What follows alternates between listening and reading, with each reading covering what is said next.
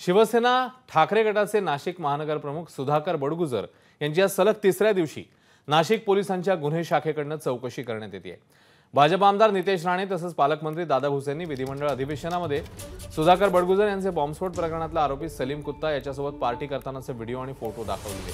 त्यानंतर नाशिक पोलिसांच्या क्राईम ब्रांचने सुधाकर बडगुजर आणि व्हिडिओ देशाने संबंधित व्यक्तींची चौकशी करण्यास सुरुवात केली आहे। आज सलग तिसऱ्या दिवशी तब्बल 2.5 तास बडगुजर यांची चौकशी झाली आहे।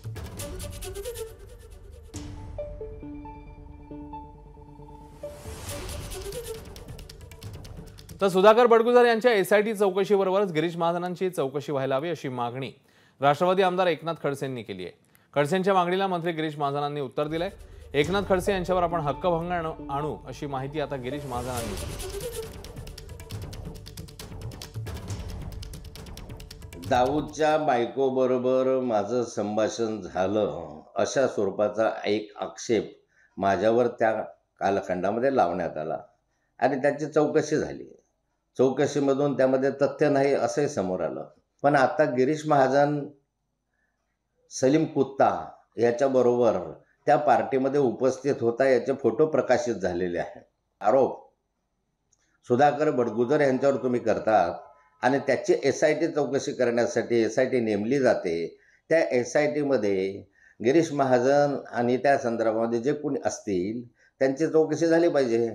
त्यामुळे देशद्रोहींशी गिरीश महाजनांचे सरळ संबंध आहे का या घटनेची पण चौकशी करण्याची आवश्यकता आहे।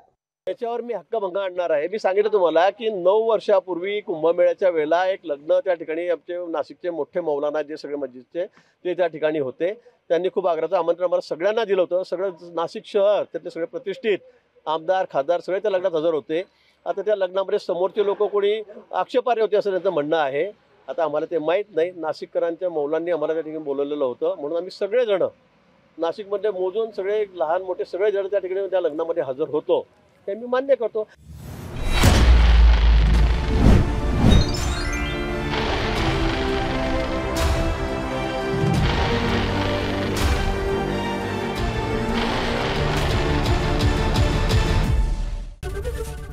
एबीपी माझा, उघडा डोळे बघा नीट।